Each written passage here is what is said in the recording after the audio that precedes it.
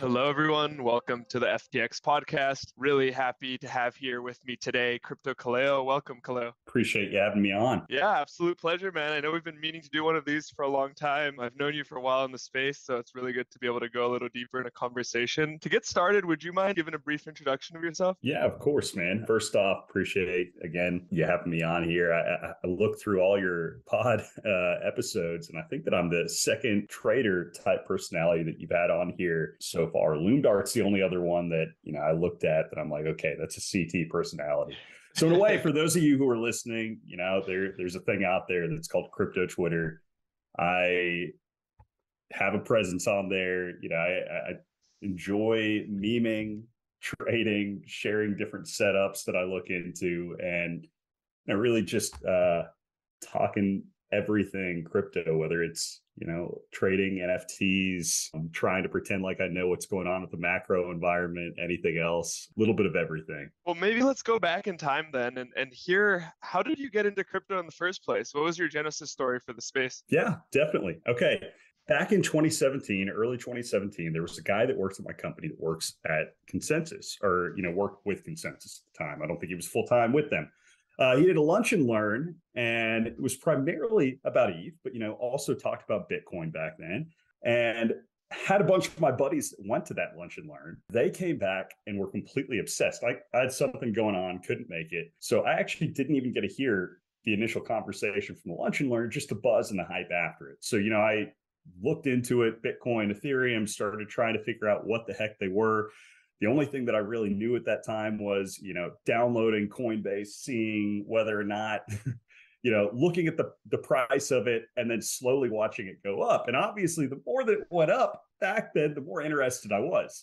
So I started trying to listen to every single resource that I could find, listen, read, do whatever, Andreas Antonopoulos was a big resource back then, just anything that I could to introduce me more into the space. And a little bit later on, I think it was about May, really whenever the altcoins started having a huge run up, that April, May season in 2017, my buddy told me there was this thing that people communicated about where they shared a bunch of their trades on Twitter. So, I got on with my main Twitter account, started following a bunch of these names, and I saw a lot of people share charts. With my job before, I was a, petroleum engineer, looked at a bunch of trends with charts there, and just kind of meshed in my mind, the same type of obsession for trying to identify those trends carried over to this pretty quickly. So you had to merge between just really the price, the adrenaline that comes along with that, the obsession with finding the trends, kind of the puzzle that came with that. And then also just understanding, that the technology here is a game changer, right? Like it's not something that's going to go away. So all those kind of fuse together. And,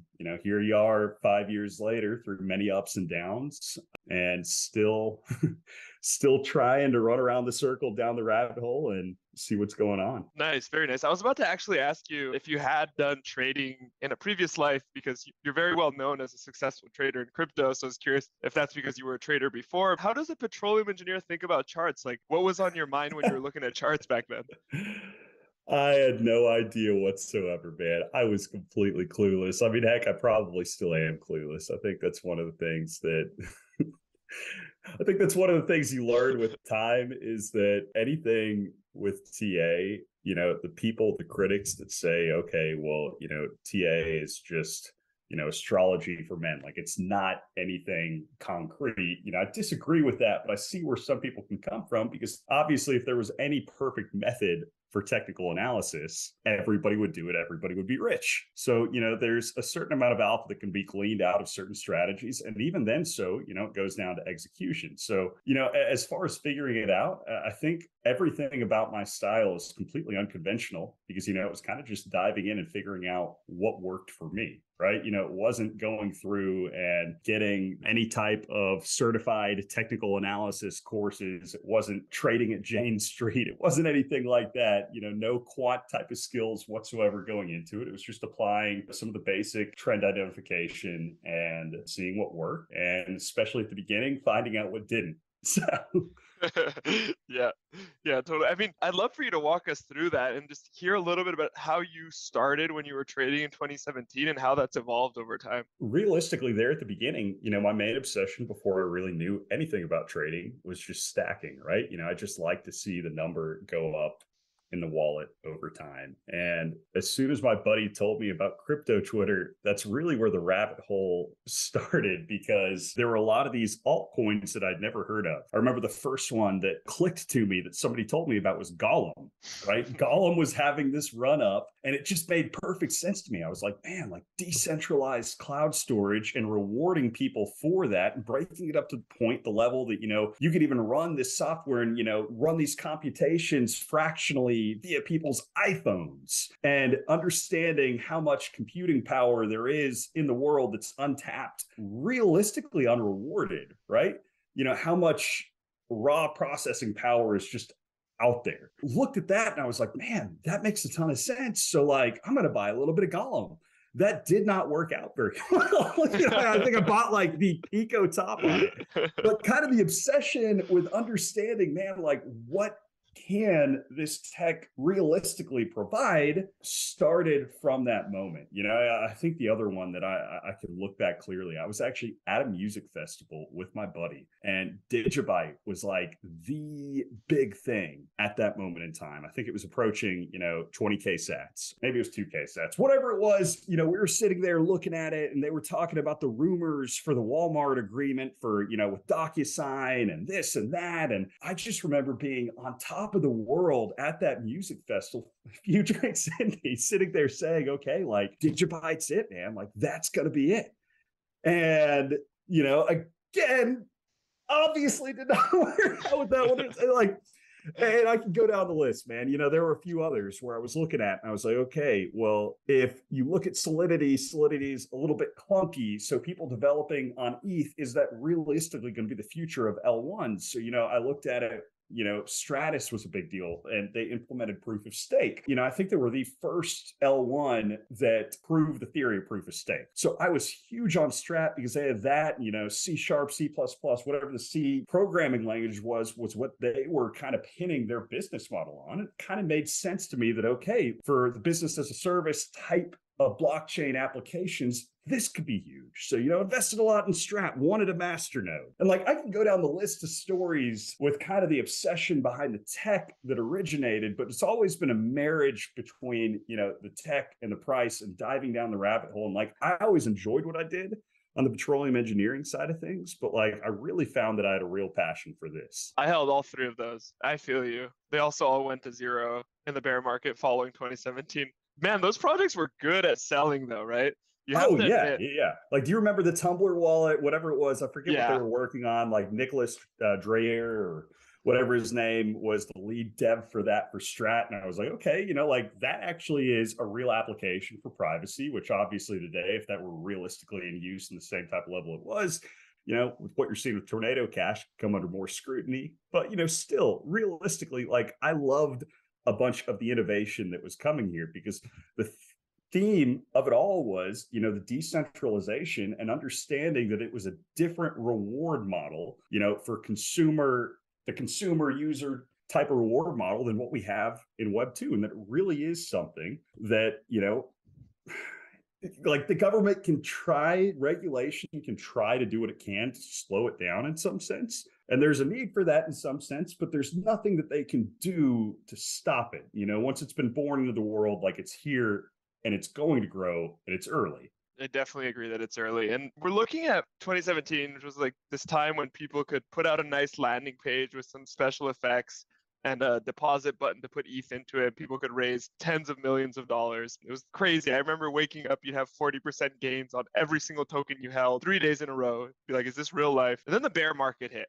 How did it go for you? Like, you came into this market at a really good time. You rode up this whole year of bull market, and then the bear hit. What was it like for you? I didn't believe it when it hit. I'd have to look back. I know the stock market itself there in January of 18, January, February also took a little bit of a nosedive. I kind of remember, the fear surrounding it. But, realistically looking at everything, I was like, okay, that added to my bullishness for crypto because I was completely ignorant on, the effects of the macro. Like I bought into the idea and the belief of kind of this digital gold that, okay, like if anything, Bitcoin should be going higher during this, right? Like this is where you should see all the real divergence, the decoupling. And, okay, yeah, BTC dipped off initially, but like now it's going to bounce back and skyrocket even more. So I think I was in a real state of disbelief there at the beginning, right? I hadn't evolved into my full form yet of degeneracy. So like the losses I experienced after, like I round tripped a decent amount there. And, the losses I ended up experiencing were significant compared to what I had ever experienced before. But at the same time, it was nothing life altering at that point, right? So it was something that, I could sit there, still had this obsession of, okay, this is what it can become and this is what it should be. And eventually, man, you kind of just get sucked so deep into the black hole, the gravity, the weight of this space that you're like, well, F it, even if it's going down, like, it's going to recover eventually. I had a strong conviction, no matter how low it kept going, that eventually it would recover above where, the worst scenario where I started to buy in more. Because I'd say that was the worst thing too, adding to it, that, as my investment went, yes, I wrote it up from, that entire year was great. But where I gained the most conviction and the most FOMO was inherently at the top where I started dumping in the most money. So that's why I ended up round tripping a little bit more there at the end, because the most of my capital that was sitting sidelined, I I dumped into it there, as we're approaching 15, 16, 17K. And far from perfect. Yeah, no, I think that was a lot of us. It was just kept going up. You thought, oh man, this is never stopping. I need to get on the train now. And then all of a sudden the train was not going anymore. So, you had this bear market experience. You learned what it was to round trip into the bear market. What did you do from there? Did you just kind of sit on your hands and wait for the market to have some life to it? Did you start trading more actively? What was your transition? Oh, man. Okay. Here was, I'd say, the worst thing that happened to me during that course. I was completely inexperienced when it came to, obviously I was a new market participant in general. And as liquidity dried up, you got this consolidation. And during that period of consolidation where you didn't have the same type of volatility that you had during the bull market, and especially if that's like what you're accustomed to, right? And in the crypto market, that's what I was accustomed to. Okay, there's opportunity here. And eventually, you're going to see these days of the 20, 30% pops across the board. And you just never did. So like that is where I discovered leverage back in the day, and where it went downhill, man. Was it because BitMEX? it was MEX. Yeah, it was BitMEX in, I think, March of 20. Oh, shoot. Yeah, in March of 2018. And man, I just completely ended up wrecking myself even further with that, right? Because I was looking now where I was like, okay, well, if this isn't going up, maybe it's going. And I was looking for the same type of instant gratification that I got naturally with, the inherent volatility of a bull market, and trying to compensate for that by, using this tool that I had no idea what I was doing. I ended up, liquidating myself several times throughout the course of that year. It just wasn't, it was not a very healthy way that I was using it, right? Like just complete degen mode, had some runs here and there, but like a lot of what that became was just this understanding the tools a little bit more, taking a step back. And, I think that kind of helped prepare me a little bit more for down the road. Yeah, and I was gonna ask, how long did it take for you to shift there? So for some context, I had the exact same story. Rode up, made some money on the bull market, rode it all the way almost down to what I had almost put in, lost what I had left on BitMEX doing like 50x leverage trading. Where did it switch for you where you were like, okay, I need to be smarter about this. I need to change my style? Okay, man. The embarrassing thing about this is there were several times where, heck, like 2019, I had a really, solid run there in the early spring, during that bull run. Yeah, I remember that. And, that 2019 run, I like had this massive ADA long, and, you could only long the BTC pairs back then. So that was one of the unfortunate things, USD, the BTC USD price was climbing some, but the ADA, whatever, so I was invested in the BTC pair for, the perps, and wrote it up. I think I was up like 50 BTC over, a few weeks. And, then Then sat there and I got so greedy with it, man, because, I got a little bit overconfident where, I wanted to basically push that full throttle, and BTC was still sitting right around, 38, 4K. And like, I was confident it was going back to 10K plus, but got a little bit greedy where I was like, okay, rather than looking and just being patient with a smaller position size where I reduced that risk and just being okay with whatever it was and riding it up, where I could just keep it open, no worries whatsoever. I was like, okay, well, I'm going to try a quick swing trade short. I think that like on the lower time frame that I can capitalize on that.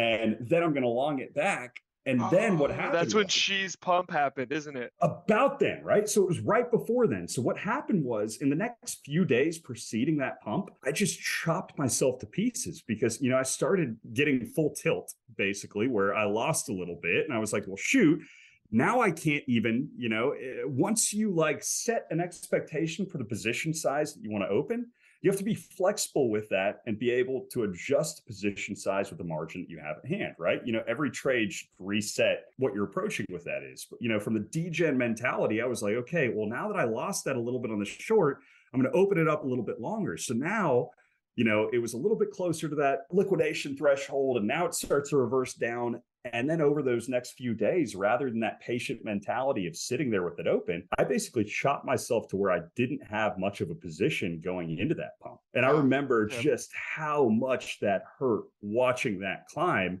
And it was something that I fully did to myself, right? A lot of stories through there. And, I ended up coming back a little bit. And where the real lowest of lows, though, was, the March of 2020 crash.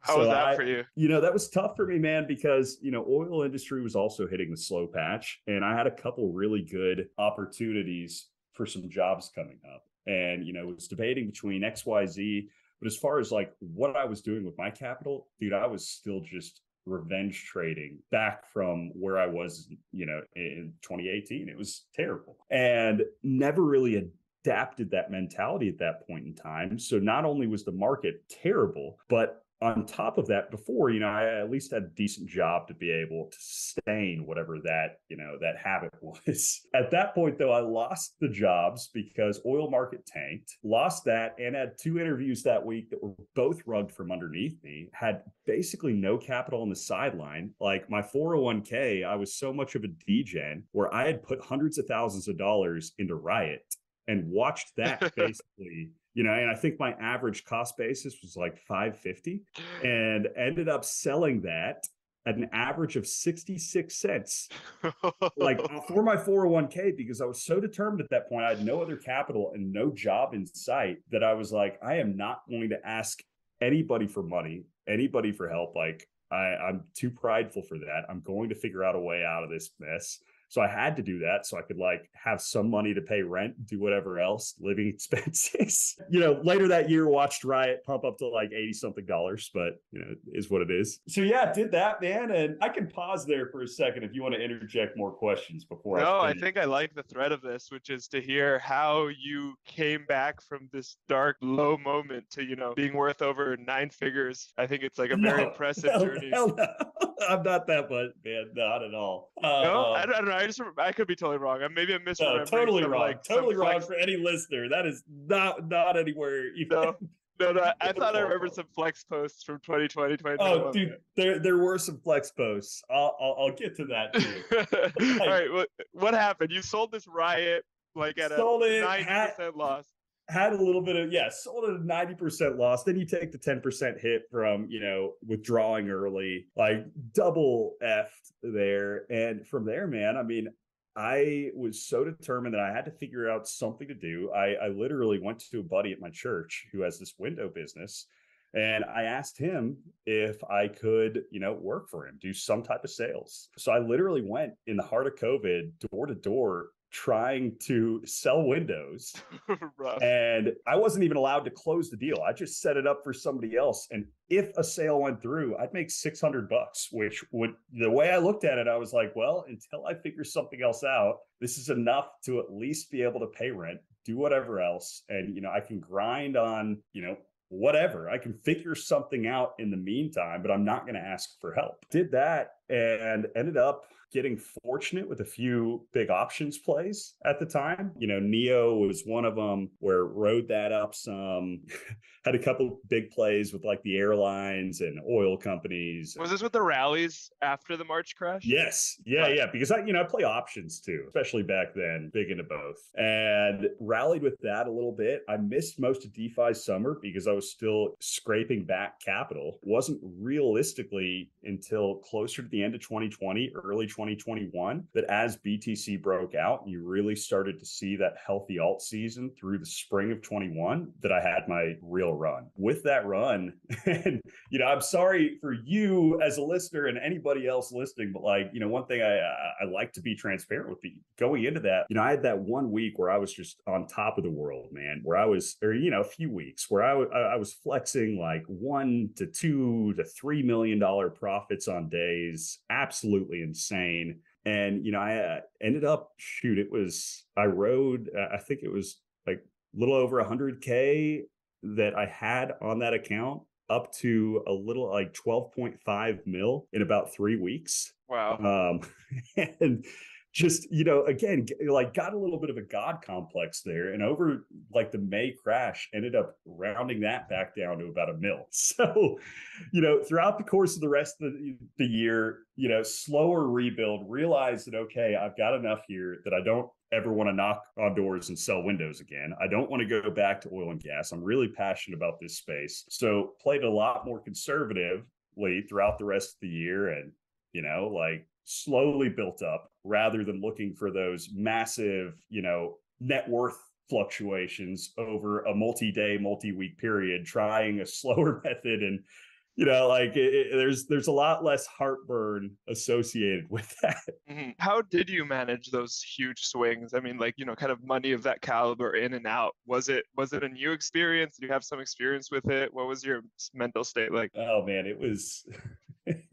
I think here was the issue with it. And it was both an edge, but also kryptonite, depending on how it was leveraged. I had no fear whatsoever of losses at all. It just was what it was. So I could ape into a position without any fear of the repercussions of any type of a round trip. When the market momentum is riding in the direction that you need it to, you're capturing all these breakouts, you're able to have those massive, almost exponential multiplication. But when it starts to go the other direction, I remember one of the things that actually really bit me in the ass was I almost had this sense where if I entered a position and I shared it, I remember there was this BNB position where I aped into 25,000 BNB. I had a 25K long, shared it on Twitter. And then a little bit after, I think it was to the point where there was a bit of fatigue, exhaustion in the market, price starts to move down. But I'm like, okay, it's fine. It is what it is. I am not going to be the guy, even when I see this structure, the setup I wanted to play out breaking down. I was like, I'm not going to be the guy that immediately buys and then dumps it. I waited, like 2 or 3, 4 days, whatever, what felt like an eternity with that position, watched it go down like 3.5 mil over those few days. And I was like, okay, well, that's fine. I can stomach and absorb that loss, and it's worth it over the pride of knowing that I'm not going to immediately go back and sell and dump on whatever after showing this, right? And looking back, that was absolutely retarded. One, I shouldn't have been sharing those positions in the first place, because your counterparty's literally on Twitter. And then 2, capital preservation is key. So lots of dumb things with all of that. And I think a lot of it was because of how fast it happened, but, learned a crap ton in the process, and obviously, helped lead me to where I am today. A couple of questions there. One, do you think that feeling of sort of not really feeling the losses just came from kind of the numbness of being in crypto swings for so long that you're just accustomed to it? I feel somewhat similarly, so I'm curious if that's what you think it is. You just get numb after a while. Yeah. 100% yes. And I think part of it too is this is always what I told myself, and I still tell myself today, right? I think there's something to it. I think that if you're afraid of failure, you're never going to do anything great. And that there's so many people that are out there that are so crippled by the fear of loss and that are so accustomed to whatever the typical path laid out in front of them is, that once that goes awry, they're not going to have what's within them to figure out how to come back. But I really think that when you are stripped down to pure nothingness, you're forced in a corner. You're forced to either just give up, or you're forced to really figure out what is inside you and, how to turn that around and build something bigger and better than you ever would have before without knowing that feeling. Yeah, totally. So I think that's a very shared. I mean, I've heard that a lot too with like people who have become very successful and then lost it all. It's much easier for them to remake it than they did it the first time around. My other question for you, Kaleo, is around sort of like risk management. You've had these adventures over the last, wow, I can't believe it's been like 5-6 years now trading. How do you think about risk management now? And what are like some words you can leave with people to help them manage their risk? I think the smartest thing again is, like know your degeneracy levels. Like right now, I'm really not doing much of any trading because the market, I think, it's not in a position where I know that I can leverage my strengths. And like, honestly, a trending market is where I can leverage my strengths, play into that momentum. There are traders out there who can trade chop. That's great. I realistically know that is not where my strongest point is.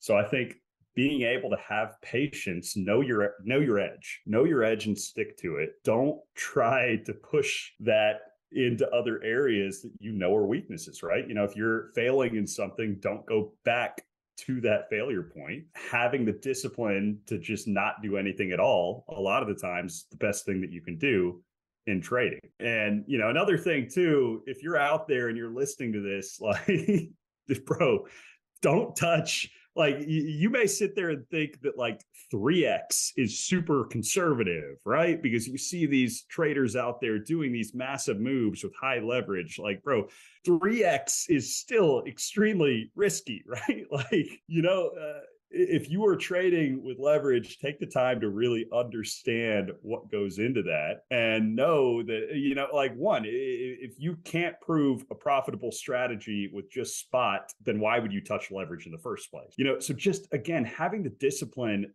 to know where your edge is and then know the levels of degeneracy that can kind of take you down that full tilt mentality where you're going to let go of your discipline and start making these, stupid decisions.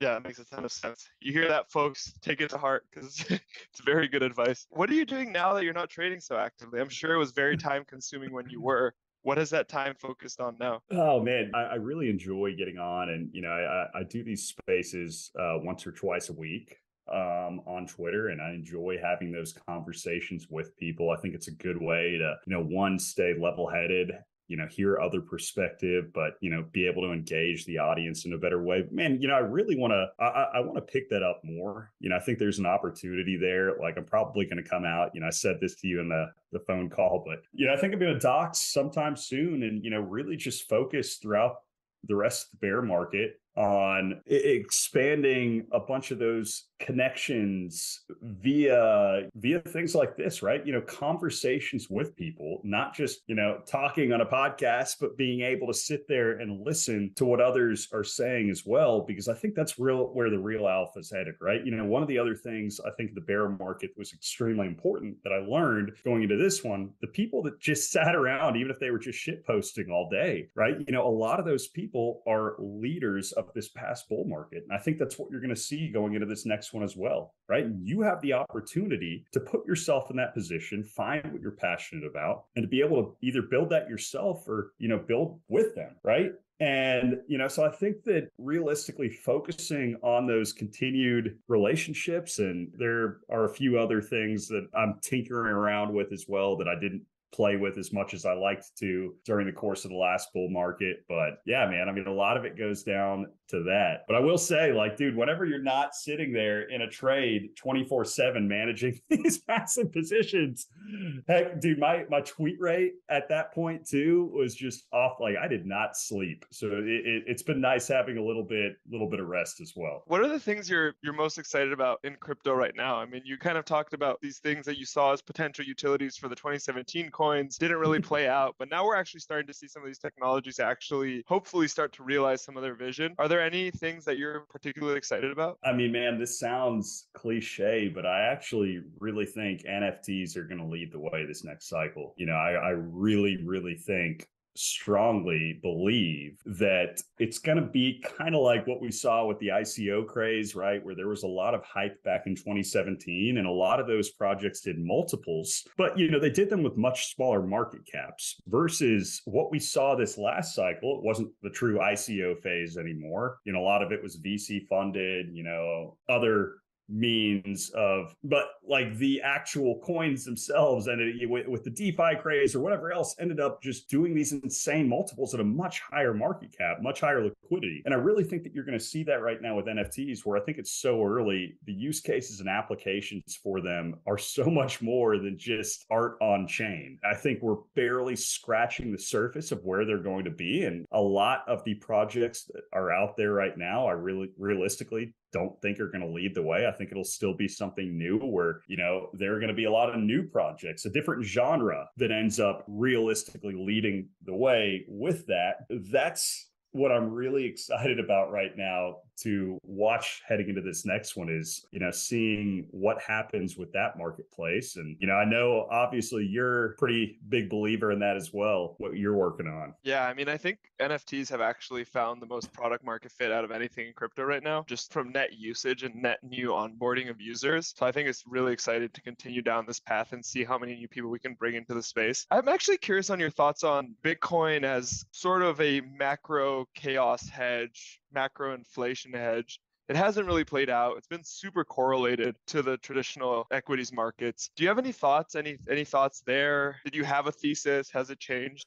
So I still am a big believer in Bitcoin for the long term. I really am. I think that I've always been a little bit of a closet maxi, less so by the day, but I look at it as there are a lot of people say that, okay, well, has Bitcoin really delivered on what its vision was? And in my opinion, it still has provided decentralized form of being able to transfer value, transfer it quickly. I think that, the security aspect of it with sticking to proof of work, that there are some leverage strengths of that, though apparent weaknesses, are obviously there as well. There's always a trade-off, right? Always a trade-off. It really is a way to, other countries where you look at, I was talking to Mansa Godson recently. He was talking about just what's going on there with the banks in Nigeria and with the currency there, and just how Bitcoin is this means of freedom where, the government really is not able to control and seize their assets. I think that's important, right? And, there are obviously, it's one of the things with, you look at different forms of consensus and there are varying degrees of, I guess you could also say consensus on how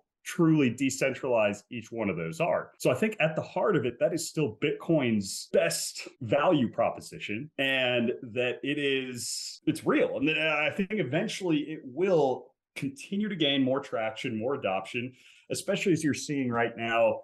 I mean, heck, if you want to feel better about BTC, denominate BTC and other currencies that are not USD, right? Other Forex.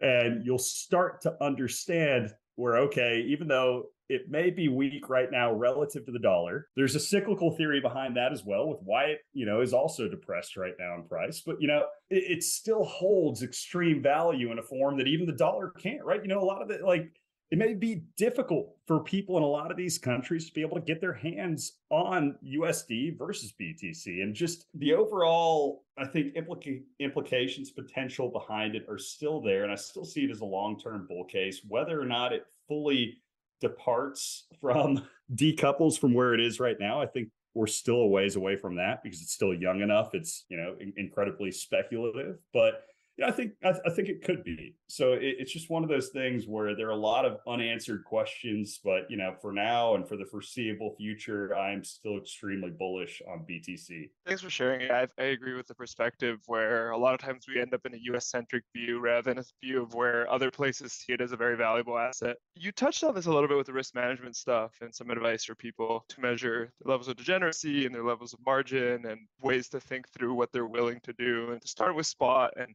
if they're doing well in spot, only then maybe think of leverage. But I'm curious if you have any other sort of lessons or habits that you've learned in your time in crypto that have been helpful for you that you think may be helpful for others.